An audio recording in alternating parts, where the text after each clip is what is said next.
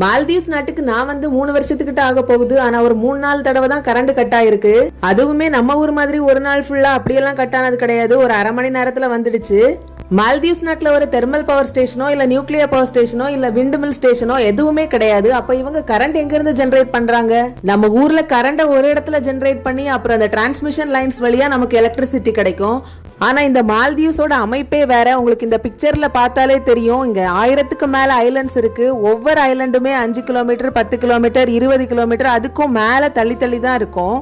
அதுலயுமே பாத்தீங்கன்னா மால்தீவ்ஸ்ல 200 தீவுகள்ல தான் மக்கள் வசிக்கிறாங்க. சில தீவுகள்ல 50 பேர் கூட இருப்பாங்க. இந்த மாதிரி 50 பேருக்கெல்லாம் நம்ம தனியா ஒரு பவர் ஸ்டேஷன் அமைக்க முடியாது, ரொம்பவே கஷ்டம்.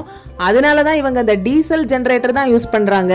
இங்க 99% இந்த டீசல் ஜெனரேட்டர் தான். ஆனா இப்ப சோலார் பவரையும் ரொம்பவே ப்ரமோட் பண்றாங்க என்விரான்மெண்டல் இஷ்யூஸ் கருதி. கரண்ட் பில் எவ்வளவு வரும்னு கேப்பீங்க. 1000 ரூபாய் மேக்ஸிமம் வரும். நான் 600 ரூபாய்க்குள்ள கட்டுப்படுத்திடுவேன்னா